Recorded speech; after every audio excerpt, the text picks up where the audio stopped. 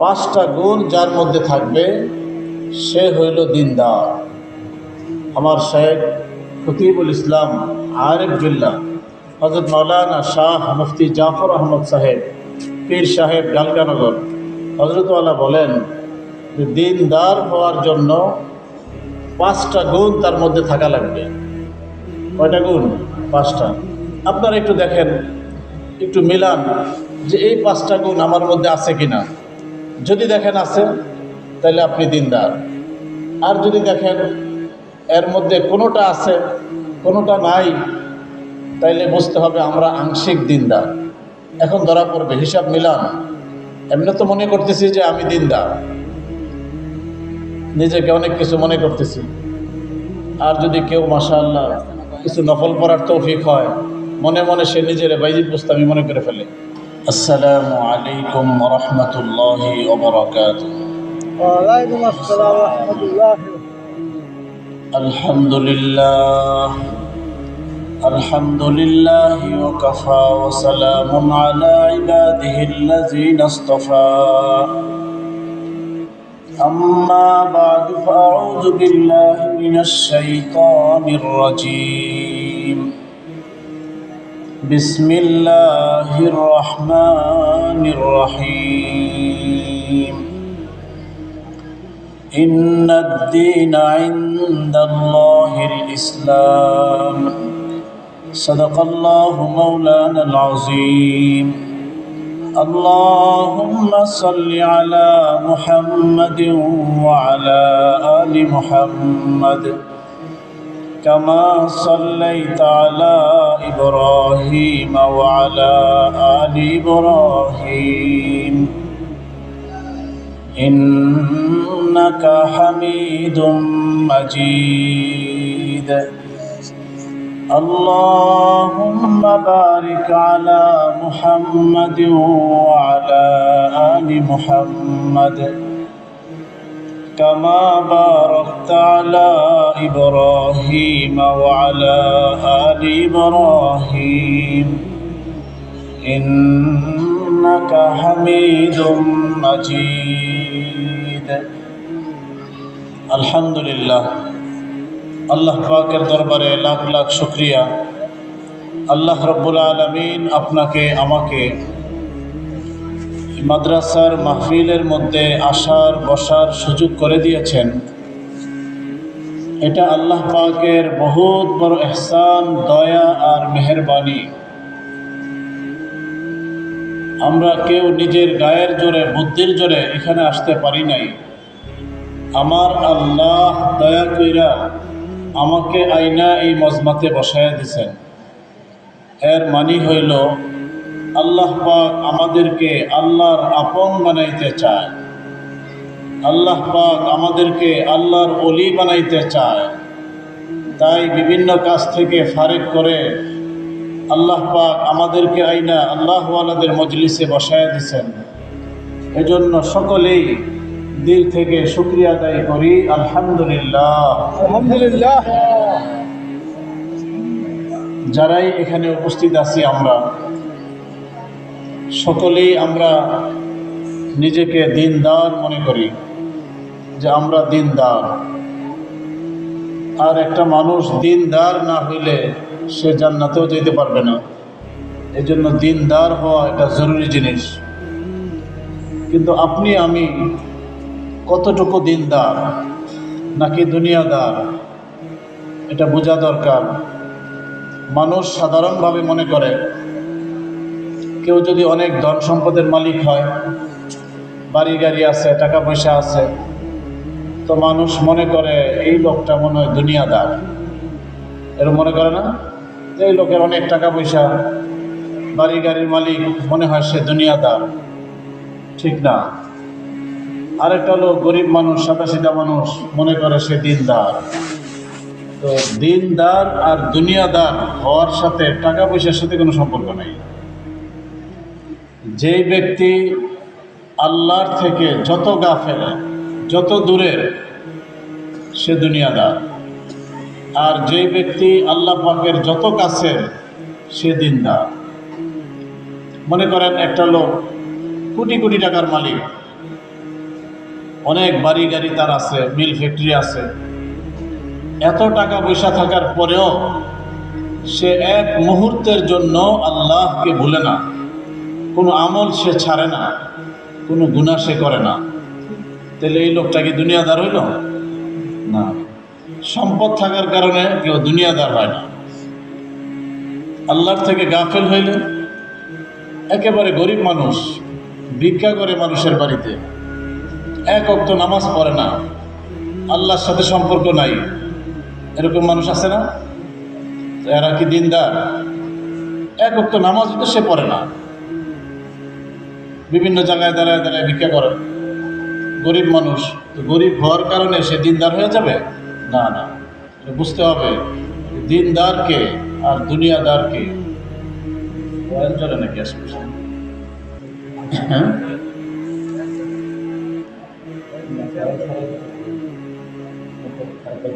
এখানে কয়েল আছে নিচে? আচ্ছা, ঠিক আছে। তো ভাই খুব খেয়াল করি যে আমরা যারা নিজেদেরকে দিনদার দাবি করি, আসলে আমরা কতটুকু দিনদার? দিনদার কাকে বলে? একটা মানুষ মনে করেন সে নিজেকে মালদার দাবি করলো, তো মালদার দাবি করার জন্য কিছু মাল তার থাকতে হবে না? টাকা পয়সা বাড়ি গাড়ি থাকলে পরে যদি সে বলে আমি মালদার, মানুষ মানবে। আরেকটা লোক সে আপনার এই রূপসীর মোড়ে দাঁড়ায় ভিক্ষা করে, মসজিদের সামনে দাঁড়ায় জুমার দিন ভিক্ষা করে, সারাদিন ভিক্ষা করার পরে সন্ধ্যার সময় হিসাব করে দেখে 350 টাকা হয়েছে। তো এই যে তার হাতে টাকা আছে, মাল আছে, এখন যদি সে দাবি করে আমি মালদার, কি বলেন মানুষ মানবে? বলবে ধর্মিয়া, অল্প কিছু মাল তোমার কাছে আছে এটা ঠিক আছে, কিন্তু মালদার হওয়ার জন্য যে পরিমাণ ধন সম্পদ টাকা পয়সা দরকার সেটা তোমার কাছে নাই। দেখেন একটা লোক সূরা ইয়াসিন মুখস্থ করছে, তারপরে সূরা মুলুক মুখস্থ করছে, কয়েকটা ফজিলতের সূরা মুখস্থ করছে, সে পারে। এখন এই লোকটা যদি দাঁড়ায় দাবি করে আমি হাফেজ, কোরআনের হাফেজ, কি বলেন মানুষ মানবে? সূরা তো মুখস্থ পারে, তো ভাই আপনি আংশিক পারেন কিন্তু হাফেজ না। 29 পারাও যদি কেউ পড়ে তাহলে কেউ হাফেজ বলবে? কয় পারা হইতে হবে? 30 পারা। ঠিক এরকমভাবে কিছু দিনের কাজ আপনি আমি করি, এই করার কারণে আপনি আমি পুরা দিনদার হই নাই। কিছু করি, আংশিক দিন আমার মধ্যে আছে, এটা হইতে পারে, কিন্তু দিনদার হওয়ার জন্য যা দরকার সেই পরিমাণ দিন আপনার আমার মধ্যে নাই। এখন দিনদার কি করলে হওয়া যায় এটাই আমি অল্প সময়ে বলবো। যেই ব্যক্তি 5টা গুণ যার মধ্যে থাকবে সে হইল দিনদার। আমার শেখ খতিবুল ইসলাম আরিফ বিল্লাহ হযরত মাওলানা শাহ মুফতি জাফর আহমদ সাহেব পীর সাহেব গালকানগর হযরতওয়ালা বলেন যে দিনদার হওয়ার জন্য 5টা গুণ তার মধ্যে থাকা লাগবে। কয়টা গুণ? 5টা। আপনারা একটু দেখেন, একটু মিলান যে এই 5টা গুণ আমার মধ্যে আছে কিনা। যদি দেখেন আছে তাহলে আপনি দিনদার, আর যদি দেখেন এর মধ্যে কোনোটা আছে কোনোটা নাই তাইলে বুঝতে হবে আমরা আংশিক দিনদার। এখন ধরা পড়বে, হিসাব মিলান। এমনি তো মনে করতেছি যে আমি দিনদার, নিজেকে অনেক কিছু মনে করতেছি, আর যদি কেউ মাশাআল্লাহ কিছু নফল পড়ার তৌফিক হয় মনে মনে সে নিজের বাইজিদ বুস্তামি মনে করে ফেলে, অথচ দেখা যায় দিনদার হওয়ার জন্য যে গুণ সেটাই তার মধ্যে নেই। এই জন্য খুব খেয়াল করেন, একটু খেয়াল করতে হবে, মিলাইতে হবে। যেই ব্যক্তি দিনদার হইতে হয় তার মধ্যে 5টা গুণ লাগে। এর মধ্যে প্রথম নম্বর গুণ যেটা, সেটা হলো আকীদা। তার আকীদা ঠিক হইতে হবে যে আমাকে কে পালতেছে, কে খাওয়াইতেছে, কে চালাইতেছে, কে আমাকে সৃষ্টি করছে? বলেন আল্লাহ। আমি দেখতেছি যে চাকরি করতেছি, এই উসিলায় আমি চলতেছি, চাকরি আমারে খাওয়াইতেছে, আসলে চাকরি আমাকে খাওয়াচ্ছে না, আমাকে খাওয়াইতেছেন কে? আল্লাহ। দুধ দেখতেছি গরুর থেকে নিতেছে, কিন্তু গরুয়ে দুধ দিচ্ছে না, দুধ দিচ্ছেন কে? আল্লাহ। পরিপূর্ণ একিন আল্লাহর উপরে থাকতে হবে। আপনার যদি বিশ্বাস না হয়, ওই যে দুধ দোয়াইতেছে, সেখানে গিয়ে আপনি ওইটা কাইটে ফেলেন, দেখেন বালতি ভরা যায় নাকি দুধে, না রক্ত আসবে? তাইলে এখন যে দেখলাম দুধ বের হইতেছে, তো কেটে ফেললাম, পুরো দুধ একসাথে বালতিতে আসুক, ওই দুধ তো আসতেছে না, রক্ত আসতেছে। তাহলে এতক্ষণ দুধ এর মধ্যে দিল কে বলেন? আল্লাহ। খুব খেয়াল করতে হবে। অনেকে মনে করে আমার যেই বড় ব্যবসা, এই ব্যবসায় আমার চালাইতেছে, এখান থেকে লক্ষ লক্ষ টাকা উপার্জন হইতেছে, আমি চলতেছি। না না, আমাকে আপনাকে চালাইতেছেন কে? আল্লাহ। পুরোপুরি একিন বিশ্বাস কার উপরে থাকতে হবে? আল্লাহর উপরে। আকীদা ঠিক হইতে হবে, সব আল্লাহর পক্ষ থেকেই হয়, এটা খেয়াল রাখতে হবে। 2 নাম্বার হইল ইবাদত ঠিক রাখতে হবে। ইবাদত কি, এই বিষয়টা মানুষ বুঝে না। মানুষ মনে করে কেউ নামাজ পড়লো টাইম মতো, হজ করলো, যাকাত দিল, কোরআনে কারীমের তেলাওয়াত করলো, সকাল বিকাল জিকির করলো, তো সে ইবাদত করলো, যে মাশাআল্লাহ ইবাদত তার ঠিক আছে।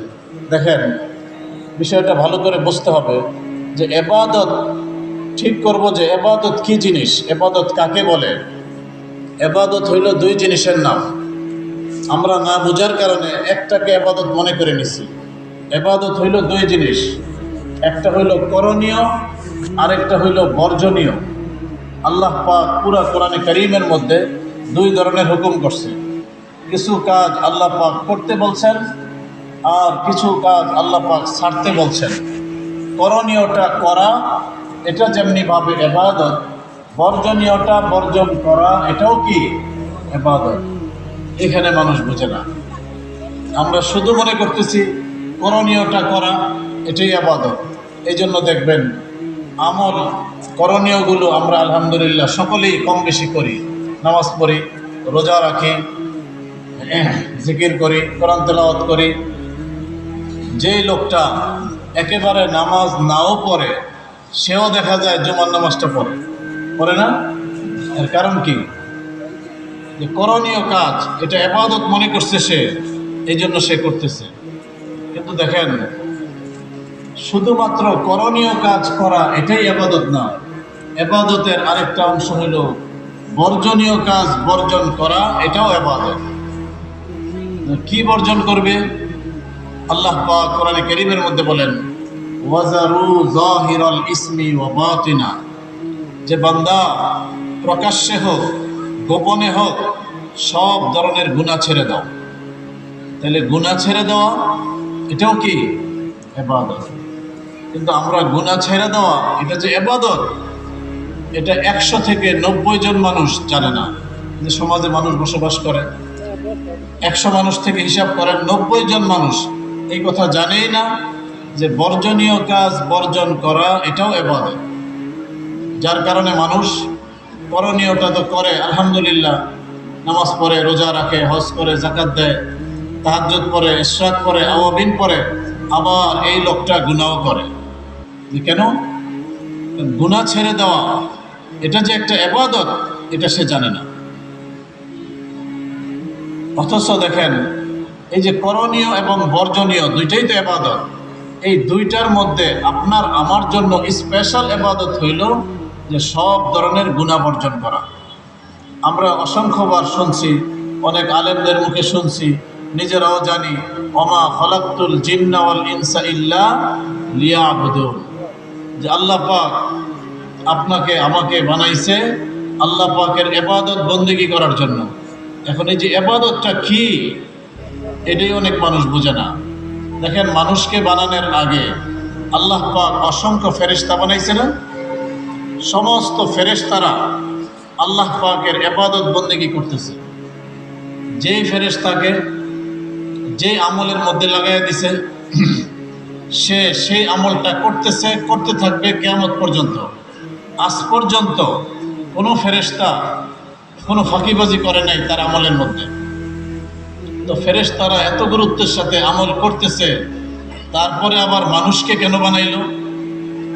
এর মানে হইল যে এমন একটা স্পেশাল ইবাদত আল্লাহ পাক মানুষের থেকে নিতে চায় যেটা ফেরেশতাদের থেকে নেওয়া সম্ভব না। তাইলে চিন্তা করেন, যেটা ফেরেশতাদের থেকে নেওয়া সম্ভব না, এই জন্য মানুষকেই বানাইছে, আর মানুষের খবর নাই যে তার স্পেশাল ইবাদত কি। এই জন্য খুব বুঝতে হবে। যে সমস্ত বাবুরা কথা বলতেছো, তোমরা একটু খামোশ থাকো, নাইলে কথা বলতে কষ্ট হয়। তোমরা কথা বলতে থাকলে তাহলে তো কথা বলতে পারবো না। মুরব্বীরা খেয়াল করে শুনতেছে, তোমরা যদি কথা বলো ওনাদেরও মনোযোগ নষ্ট হয়ে যাবে। সবাই খামোশ থাকি, ছোট বাচ্চারা যারা এখানে বসছি আমরা একটু খামোশ থাকি, আর বড়রা একটু খেয়াল করে শোনেন। সারা জীবন আমল করলাম, বয়স 40 হয়ে গেল, 60 হয়ে গেল, এখনো আমি দিনদার হইতে পারলাম না, অথচ আশা করে বসে আছি আমি মরলে জান্নাতে চলে যাব। আগে দিনদার হয়েছি কিনা সেটা দেখেন না, এটা একটু হিসাব মিলান। ইবাদত ঠিক রাখতে হবে, দিনদার হওয়ার জন্য ইবাদত ঠিক রাখতে হবে। ইবাদত কি জিনিস এটাই সকলে বোঝে না। হাকিমুল উম্মত বলেন, সমাজের মধ্যে 100 মানুষের থেকে 90 জন মানুষ বুদ্ধি ছাড়া, ওরা জানেই না ইবাদত কি জিনিস। শুধু মনে করে যে নামাজ পড়া, রোজা রাখা, হজ করা, যাকাত দেওয়া, এগুলো মনে হয় ইবাদত। এটা তো করণীয়, এটা তো করণীয় কাজ, অবশ্যই করব, কিন্তু বর্জনীয় কাজ বর্জন করা, যেটার জন্য আল্লাহ পাক স্পেশাল ভাবে মানুষকে বানাইলো, সেটার আমাদের খবর নেই। যার কারণে দেখেন, একটা মানুষ বয়স হয়ে গেছে, নামাজ তো পড়ে, হজও করছে, আবার এই লোকটা চুপে চাপে গুনাহও করে। এই যে গুনাহ করতেছে সে, এই গুনাহটা যে ছেড়ে দেওয়া, এটা একটা কত বড় ইবাদত, এটা সে জানে না। এই জন্য ভাই খুব বুঝতে হবে, ফেরেশতারা ইবাদত করতেছিল, তারপরেও আমাদেরকে বানাইছে এমন একটা স্পেশাল ইবাদত আমার আপনার থেকে নিতে চায়, যেটা ফেরেশতাদেরকে দেওয়া সম্ভব না। যেমন দেখেন, সবচেয়ে বড় ফেরেশতা হযরত জিবরাইল আলাইহিস সালামকে নিয়ে আইসা এখানে এই যে রাস্তার পাশে বড় একটা শাহী চেয়ার দিয়ে যদি বসায় দেওয়া হয়, আর হযরতের কাছে যে ঘোষণা দেওয়া হয় যে হযরতজি, সারা বিশ্বের সেরা সুন্দরী মহিলাটাকে বিউটি পার্লার থেকে সাজায়া নিয়ে আসা হয়েছে, এখান দিয়ে এখনই যাবে। তো এই কথা শোনার পরে জিবরাইল আলাইহিস সালামের ওই মেয়েটাকে দেখার জন্য মনের মধ্যে কোনো খায়েশ আসবে? আসবে না। কারণ জিবরাইল আলাইহিস সালামের সামনে বিশ্বের সেরা সুন্দরী আর একটা কলা গাছ, একই কথা, আলাদা কোনো একটা ফিলিংস ওনার মধ্যে আসবে না। কিন্তু মানুষ যারা, সে যদি অনেক বড় আল্লাহওয়ালা মানুষই মনে করেন, বড় একজন আলেম মনে করেন, তারেও যদি যা বলা হয় হযরত একটু পরেই এখান দিয়ে বিশ্বের সেরা সুন্দরী যাবে, এই কথা শোনার সাথে সাথে ওনার মনটায় কি বলবে? আরে ভাই, এই সুযোগ কি আর বারবার আসে? হয়তো উনি আল্লাহর ভয়ে দেখবে না, তাকাবে না, আল্লাহর হুকুম নাই এই জন্য দেখবে না, কিন্তু মনে কি বলবে বলেন? দেখা দরকার। আর যদি কেউ বলে যে হুজুর আমার তো দেখতে মনেই চাইতো না, তাইলে তো আপনি মানুষই না, মিথ্যা কথা এটা। যত বড় আল্লাহর ওলি হোক, দেখতে মনে চাইবে কিন্তু সে দেখবে না, দেখবে না আল্লাহর ভয়ে, কিন্তু দেখতে মনে চাইবে। এই যে মনে চাওয়া, মানুষ যদি হয় মনে চাইবে, ফেরেশতা যদি হয় মনে চাইবে না। আর আপনি যদি বলেন আমার মনেই চায় না, মিথ্যা কথা, ধোঁকাবাজি, আপনি কি ফেরেশতা নাকি?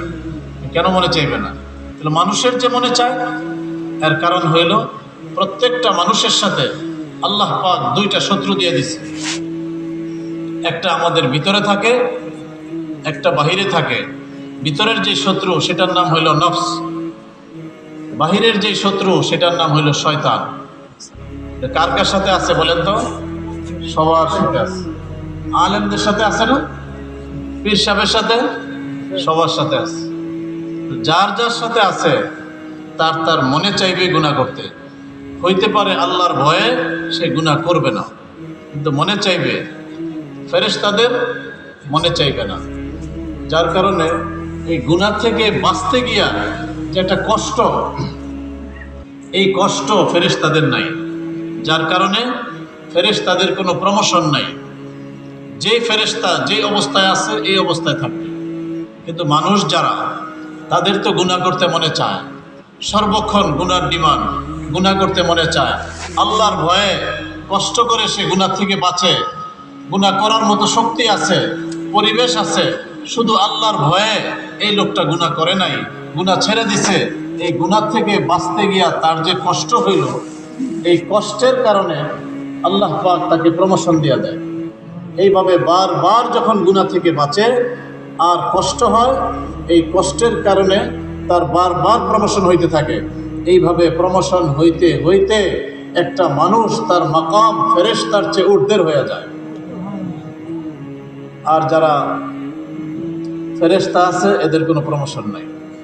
এজন্য ভাই বুঝতে হবে, আপনার আমার জন্য স্পেশাল ইবাদত হইল সব ধরনের গুনাহ বর্জন করা। এখন অনেকে আছে, বয়স হয়ে গেছে, হজ করে আসছে, কিন্তু গুনার অভ্যাস যে ছিল এটা আর ছাড়তে পারে নাই, এখনো সে গুনাহ করে। হয়তো আগে প্রকাশ্যেও করত, এখন প্রকাশ্যে করা ছেড়ে দিছে, মানুষ কি বলবে হাজী সাহেব, এই জন্য সে গোপনে করে, চুপে চাপে করে। তো আপনি যে চুপে চাপে গুনাহ করতেছেন, আপনার কি মনে হয় এটা কেউ দেখতেছে না? কি বলেন? চুপে চাপে গুনাহ করলে কেউ দেখে না?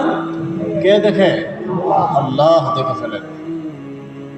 আমার দাদা পীর হযরত মাওলানা শাহ হাকিম মোহাম্মদ আখতার সাহেব নওয়ারাল্লাহু মারকাদা হযরত ওয়ালা বলতেন, जो करता है तो चुपके अहले जहां से, कोई देखता है तुझे आसमां से।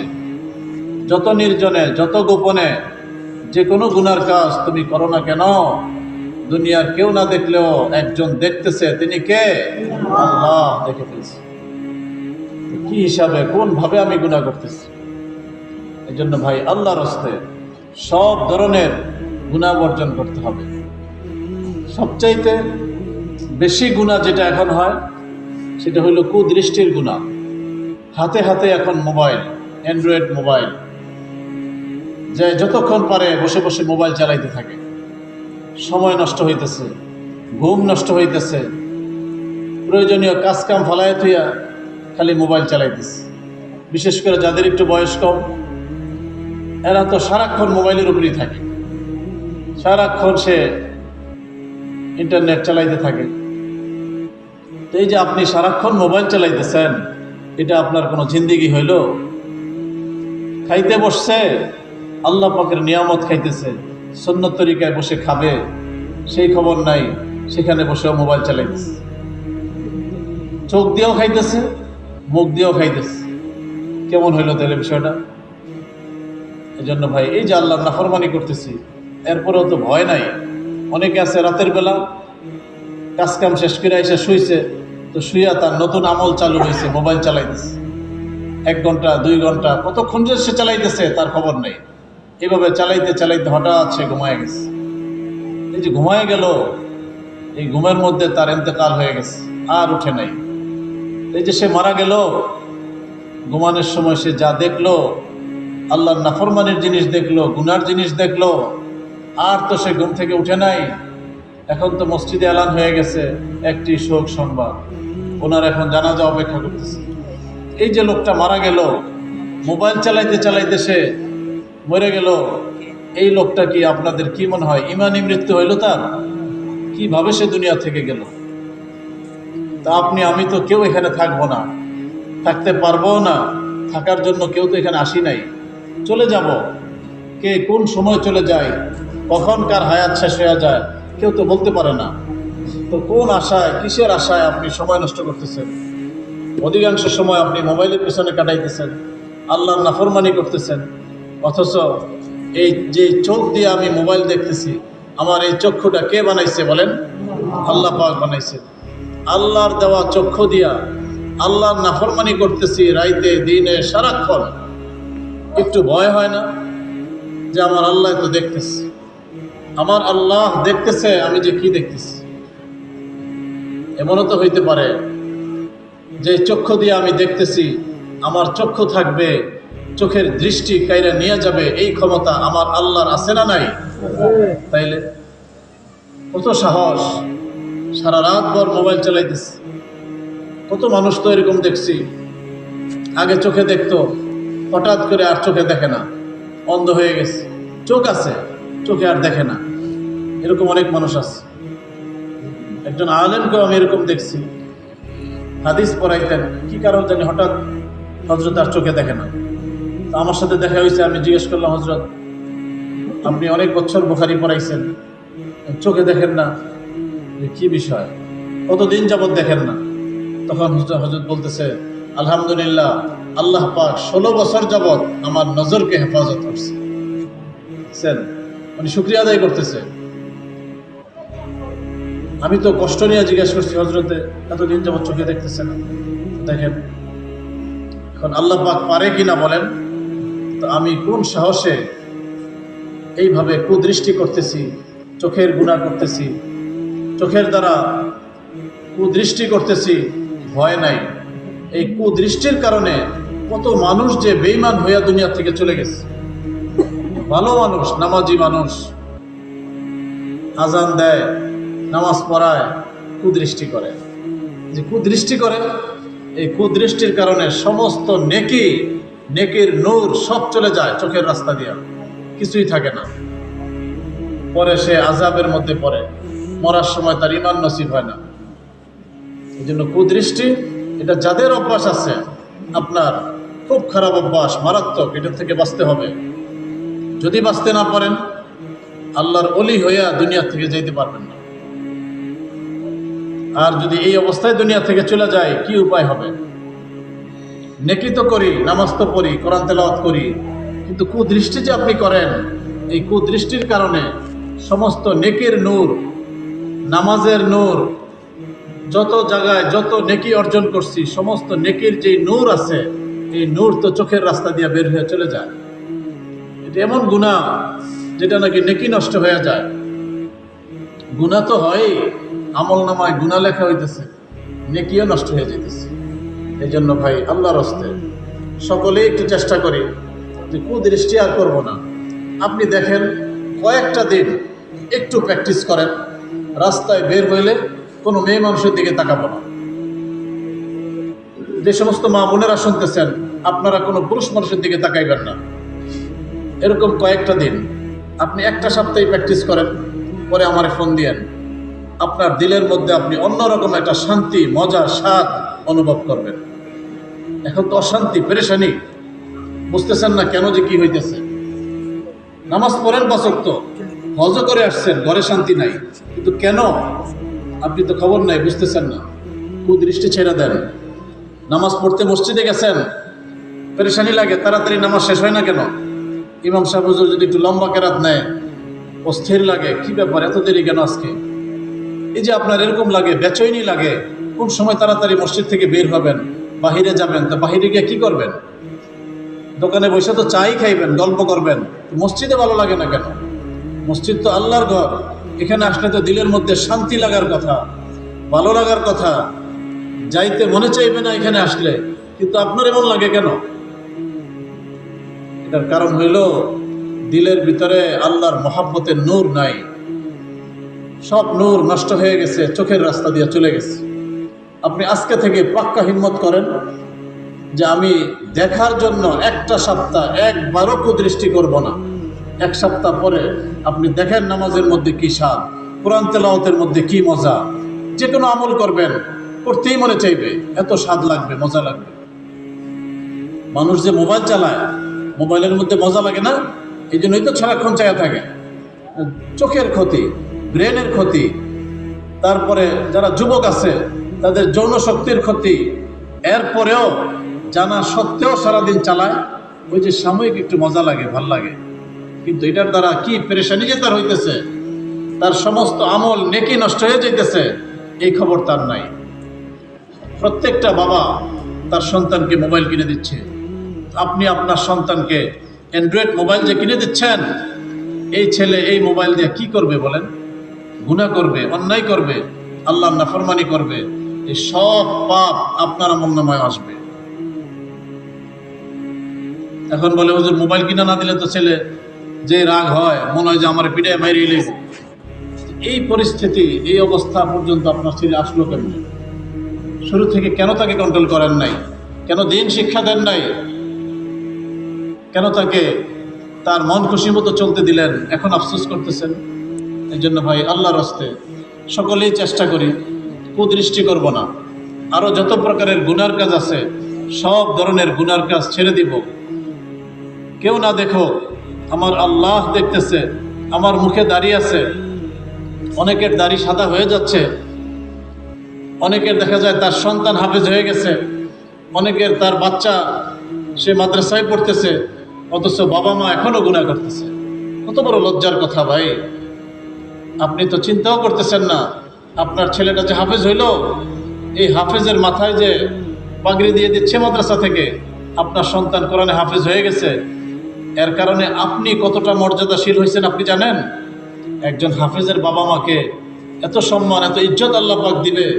আল্লাহ পাকের আরশের ছায়ার নিচে তাকে মুতির মিম্বরে বসায় রাখবে, তার মাথায় নূরের মুকুট পরায়া দিবে। হাফেজের বাবা মার এই সম্মান, আর সেই সম্মানিত আপনি হবেন, আপনার খবর নাই। এখনো আপনি গুনাহ করতেছেন, কবে ছাড়বেন গুনাহ বলেন? কত রকমের গুনাহ, বুঝি আমি গুনাহ, তারপরেও করতেছি। আপনারা বলেন তো, যারা এখানে আছেন, এই যে গুনাহ মানুষ বলে গুনাহ, এই গুনাহ জিনিসটা কি ভালো না খারাপ? সবাই বলতেছে খারাপ। তো গুনাহটা যে খারাপ এটা তো জানি, তারপরেও ভাই ছাড়তে পারতেছি না কেন বলেন তো? একজনও আজ পর্যন্ত বলছে যে গুনাহ ভালো? সবাই বলে গুনাহ খারাপ। তো গুনাহ ছাড়তে পারতেছি না কেন বলেন? আজকে থেকে পাক্কা ইরাদা করি, নিয়ত করি, সব ধরনের গুনাহ ছেড়ে দিব। পারা যাবে? আল্লাহ পাক সকলকে তৌফিক দান করেন। পিছনে যারা যত গুনাহ করে ফেলছি, এগুলোর জন্য আল্লাহর কাছে মাপ চাইব।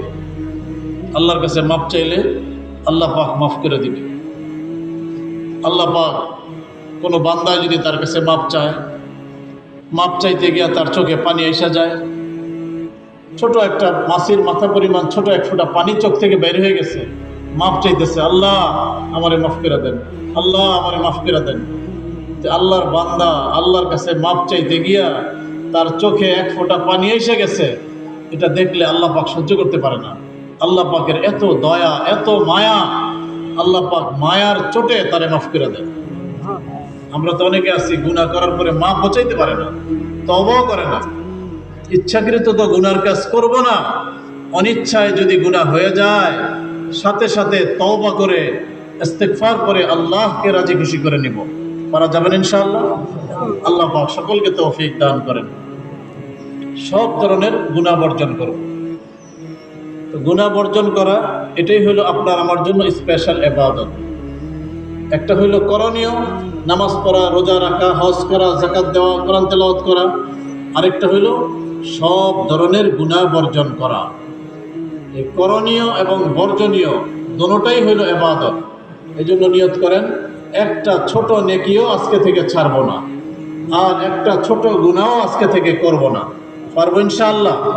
আল্লাহ পাক সকলকে তৌফিক দান করেন। তো দিনদার হওয়ার জন্য 2 নম্বর যে বিষয়টা লাগবে বলছিলাম, ইবাদত। তো ইবাদত বুঝে আসছে না? ইবাদত কয় জিনিসের নাম? 2 জিনিসের নাম। করণীয়টা করব আর বর্জনীয়টা বর্জন করব। আল্লাহ পাক সকলকে তৌফিক দান করেন। 3 নম্বর হইল মুআমালা, যে মানুষের সাথে আমার লেনদেন, লেনদেনের কি অবস্থা। কেউ আমার কাছে বিপদে পড়ছি, টাকা চাইছি, টাকা হাওলাত দিছে, এখন টাকা দেওয়ার সময় হয়েছে, এখন আর তার ফোন ধরে না, বারবার ফোন দিতেছে, ফোন রিসিভ করে না, কয়দিন পরে মোবাইল বন্ধ করে রাখে। এরপরে যখন খোঁজখবর নিতে বাড়িতে আসে, 1-2 বার আসছে, পরে বাড়ির থেকে বলে আরেক দিকে জায়গা। এই যে আপনি তার খবর নিচ্ছেন না, পাত্তা দিচ্ছেন না, ফোন দিলে ধরতেছেন না, তো আপনার কেমন মুআমালাত হইল এটা?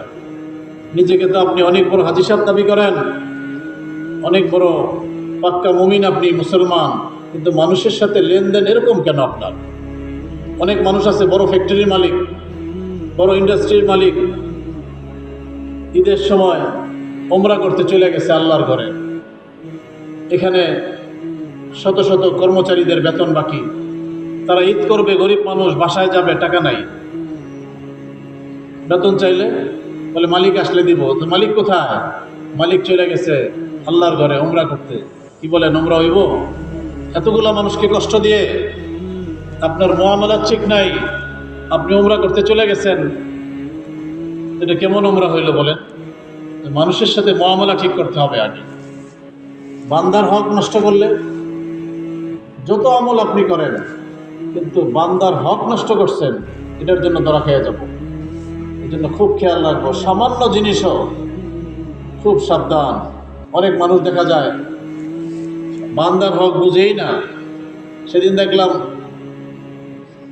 এক জায়গায় গেলাম, কোথায়, গুলিস্তান, একটা লোক উঁচা লম্বা, স্বাস্থ্য ভালো, গরিব মানুষ বেচারায় বড়ই বিক্রি করতেছে। সে জায়গা কইতেছে, আঙ্কেল বড়ই কত কেরা? জিগাইতেছে, আর একটা করে বড় ছিটতেছে আর খাইতেছে। কথা বলতে বলতে 3-4টা খেয়ে ফেলছে, আমি দেখলাম। এই যে 3-4টা বড়ই সে খাইলো, ওই বেচারায় কিন্তু ভয়ে তারা কিছু বলতে পারতেছে না, কিন্তু তার মনে কষ্ট লাগতেছে না? একটা গরিব মানুষ ব্যবসা করার জন্য বসছে, তার কাছ থেকে আপনি কোনো একটা ফল কথা বলার কৌশলে খেয়ে ফেললেন। সে কিছু বললে তো বলবেন, ঝাড়ি মারবেন, ধমক মারবেন, এই ভয়ে গরিব মানুষ তো কিছু বলে না। আপনার কিন্তু সামর্থ্য আছে, আপনি চাইলে কিনে খাইতে পারেন, অথবা 2টা বড়ই খাইছেন, ইচ্ছা করলে তাকে 20টা টাকা আপনি দিয়ে দিতে পারেন, সেটা দিবে না। অনেক সময় ওই যে বোট বাদাম বিক্রি করে, এদের লোকে দেখবেন কথা কয় আর একটা ডালিয়া খাইতেছি। এই যে আপনি খাইতেছেন হারাম, কিভাবে আপনি তাকে না জিজ্ঞেস করে নিচ্ছেন? তো এক অটোতে বসলাম, অটোওয়ালা দেখি যাওয়ার সময় এক বেটার থেকে, ভাই একটা বড়ই নিলাম। তাই আমি বললাম, বড়ইটা যে আপনি নেওয়ার পরে তাকে বললেন, আগে বলে তারপরে নিতেন। হ্যাঁ ঠিকই তো বলছেন। আমি তো মনে করছি বইলেই তো নিচ্ছি। না না, আপনি নিয়ে বলছেন, এখন তো আপনি টান মারছেন, অটো চলে যাচ্ছে, তাই কি না করবে যে একটা বড়ই ফেরত দিয়ে যান? বলবে না। এই বড়ইয়ের জন্য হাসরের ময়দানে আপনি জবাব দিতে হবে আল্লাহর কাছে। কি মনে করছেন? আপনার পাশে একজনের আম গাছ, সেখান থেকে অনেক সুন্দর সুন্দর আম ধরছে, বাসা থেকে বের হয়ে যেতেছেন, একটা টান্দা লইয়া বাস খেয়ে ফেলছেন, আপনি তো কিছুই মনে করেন নাই, আমার পাশের বাড়ি তো। না না, সে যদি এটার দাবি না ছাড়ে, আপনি হাসরের ময়দানে ধরা খেয়ে যাবেন। এই জন্য ভাই, বান্দার হক খুব মারাত্মক। একটা লোক মনে করেন সারা জীবন পাপ করছে, অন্যায় করছে, আল্লাহর হক নষ্ট করছে, হঠাৎ তার বুঝে আসছে, আল্লাহর কাছে মাপ চাইছে, আল্লাহ আমার মাফ করে দেন। মাপ চাইতে গিয়া চোখে পানি এসে গেছে, আল্লাহ তারে মাফ করে দিবে। কিন্তু একটা বান্দার হক কেউ নষ্ট করছে, এটা আল্লাহ পাক মাফ করবে না, তার কাছ থেকে মাপ নিতে হবে। এই জন্য আপনি আপনার সারা জীবনে কতগুলো মানুষের কত হক নষ্ট করছেন, মনে করে দেখেন। ছোটবেলা থেকে এই পর্যন্ত এখনই মাপ চেয়ে নেন। কোন সময় কার হায়াত শেষ হয়ে যায়, কে চলে যায় বলতে পারি না। এই জন্য ছোট হোক, সামান্য হোক, এই ছোট জিনিস নিয়েই তো আপনি ধরা খেয়ে যাবেন। এটাকে যে কিছুই মনে করতেছেন না, এরকম ঠিক না।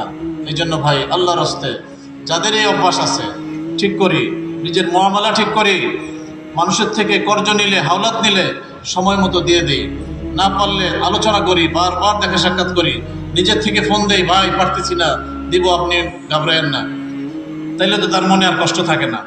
কিন্তু সেটা না, মোবাইল বন্ধ করে বসে রয়েছেন, এটা তো কোনো সুন্দর মুআমালা হলো না। ভালো ভালো নেককার মানুষ, ভালো ভালো মানুষ, অনেক আলেমদের মধ্যেও দেখা যায় মুআমালা ঠিক নাই। মানুষ এসে পেরেশান, আমার টাকা লয়ে গেছে হুজুরে, এটা কেমন কথা হইলো বলেন? এই জন্য আল্লাহর হস্তে নিজেদের মুআমালা ঠিক করব, পারবো ইনশাআল্লাহ। আল্লাহ পাক সকলকে তৌফিক দান করেন। যা আগে ভুল করছি, যাদেরটা নষ্ট করছি, তাদের সাথে কথা বলবো, মাপ চেয়ে নিব, পাওনাদারকে পাওনা দিয়ে দিব, তাইলে দুনিয়া থেকে গেলে আমার মাফ হইতে পারে। এই অবস্থায় চলে গেলে পরে কেটা মাপ চাইব আপনারটা। এই জন্য খুব সাবধান হন। 4 নাম্বার যেটা, মুআশারা, এই জিনিসটা খুব মারাত্মক জিনিস। দেখেন, নিজের আত্মীয় স্বজন এরকম যারা আছে, তাদের সাথে খারাপ ব্যবহার করে অনেকে। এমনি বাহিরে মানুষের সাথে ভালো ব্যবহার, মসজিদে আসে, 5 ওয়াক্ত নামাজ মসজিদে এসে পড়ে, অন্য মুসল্লিদেরকে দেখলে আগে সালাম দেয়, কি ব্যবহার, মানুষও বলে আরে কাকাই তো মানুষ না, পুরো ফেরেশতা, এত ভালো, কি সুন্দর আখলাক চরিত্র হাজী সাহেব মানুষ। কিন্তু বাসায় গিয়ে বিবির সাথে খারাপ আচরণ, বাচ্চাদেরকে গালিগালাজ, সবার সাথে দুর্ব্যবহার। এই যে আপনি খারাপ আচরণ করতেছেন, এটা কেমন হইল আপনার? মানুষ তো আপনাকে ভালো বলে, হাজী সাহেব বলে, সম্মান করে। কারোর সাথে কোনো দোকানে চা খাইতে বসলে সকলের বিল আপনি দিয়ে দেন, এত ভালো ব্যবহার আপনার। বাসায় গিয়ে আপনার আচরণ এত খারাপ কেন?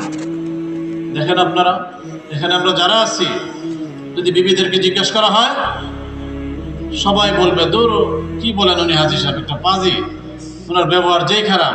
তো আপনার স্বামী না আলেম, দূর কিসের আলেম, সে একটা জালেম, এমন আচরণ, তার ব্যবহার খারাপ। এই যে দেখেন, কেন কেন এই কথা বলবে? আমার ব্যবহার কেন খারাপ হবে বলেন?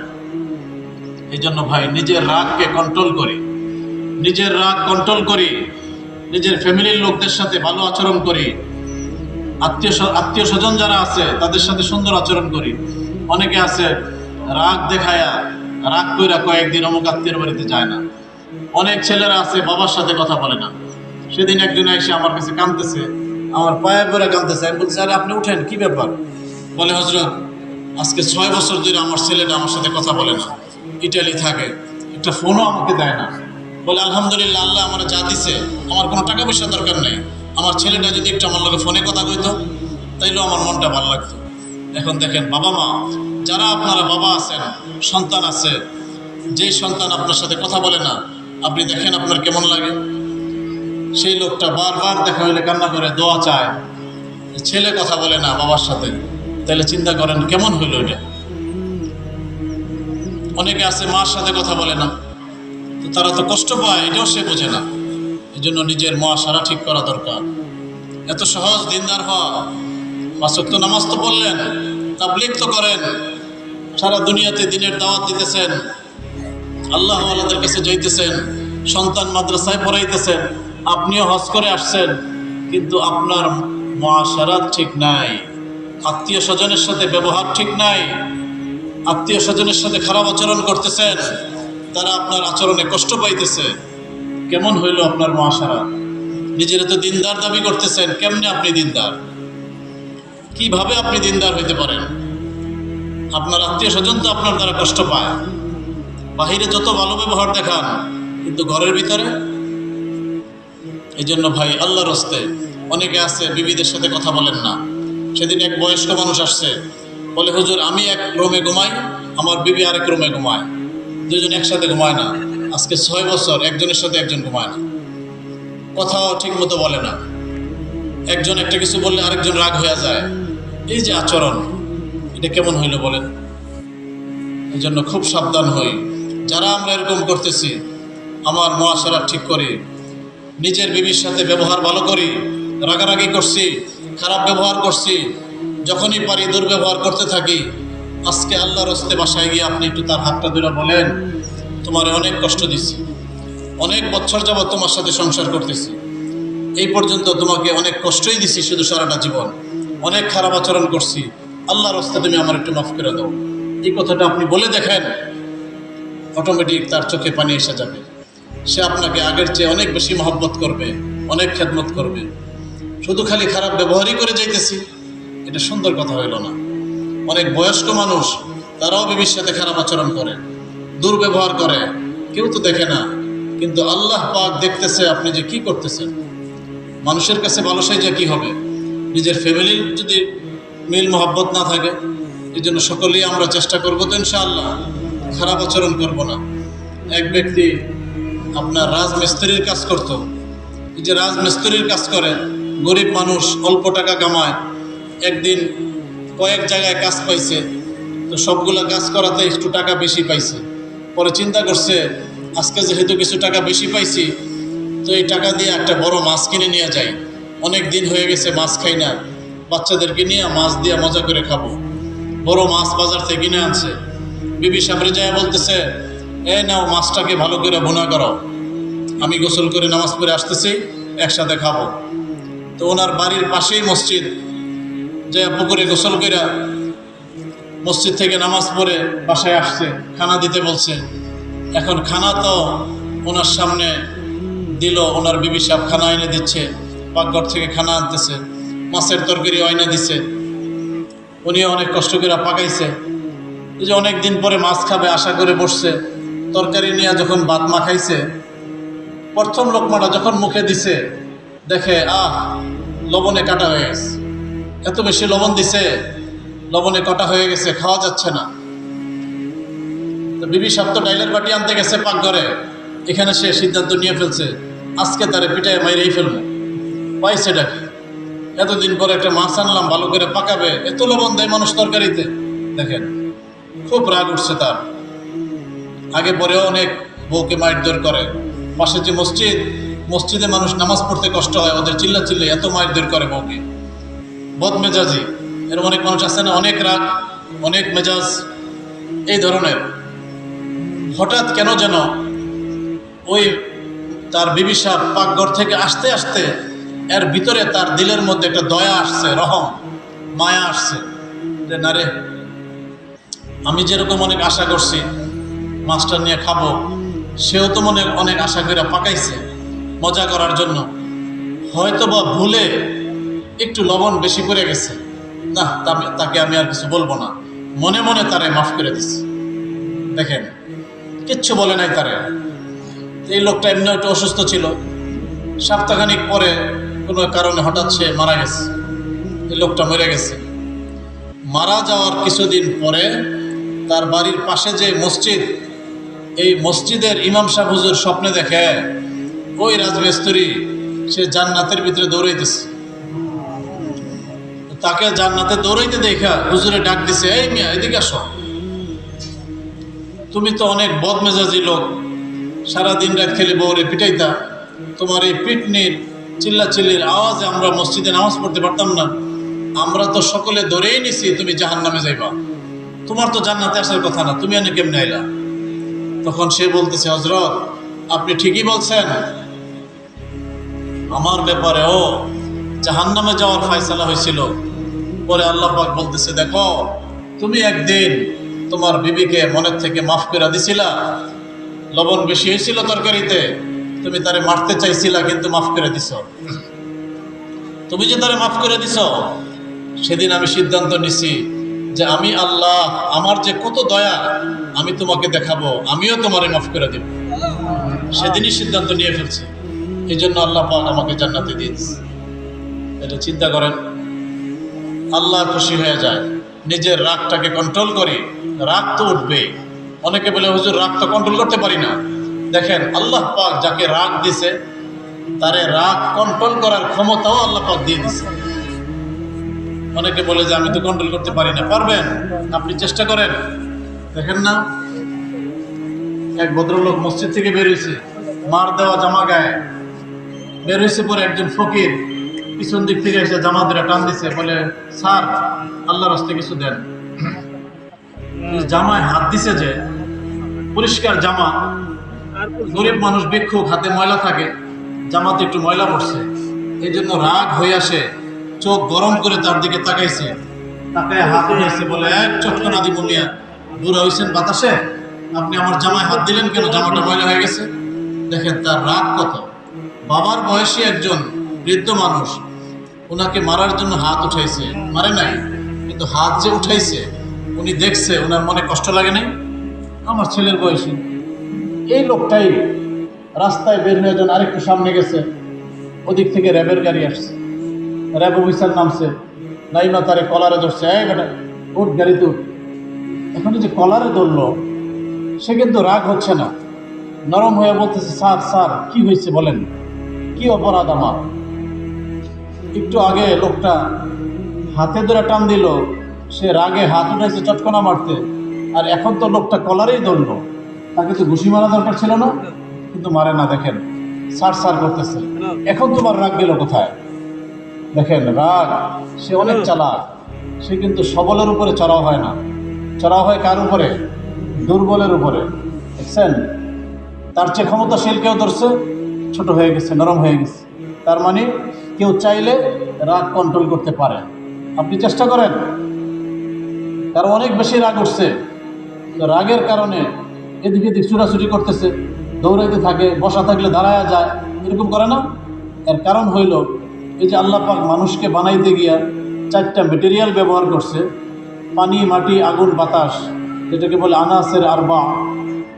যেটা যখন গালেব হয় সেটার প্রভাবে সে ওরকম করতে থাকে। আগুন আছে, অনেক সময় জ্বলে, এটার প্রভাবে মানুষ ধাউ ধাউ করে ওঠে। আগুন দেখেন না, জ্বালায় দিলে ধাউ ধাউ করে উপরে ওঠে। মানুষের রাগ উঠলে দেখবেন বসে থাকতে পারে না, খালি ছুটতে চায়, লাঠি খোঁজে, কী করবে না করবে, অন্যরকম একটা অবস্থা। এই যে আপনি রাগ হইতেছেন, আপনি মনে রাখেন এই রাগ অবস্থায় যদি কেউ আপনার একটা ছবি তুলে রাখে, পরবর্তীতে আপনি দেখবেন আপনাকে পুরো শয়তানের মতো লাগতেছে। আপনি মনে মনে চিন্তা করবেন, কেন রাগ হইতেছি? রাগ হয়েছে, দৌড় দিয়ে ড্রেসিং টেবিল যে ঘরে আছে সেই ঘরে গিয়ে আয়নার সামনে দাঁড়ায় তাকায় দেখেন, আপনাকে দেখা যায় না, শয়তান দেখা যায়। দেখেন আপনি এইভাবে নিজেকে কন্ট্রোল করার চেষ্টা করব।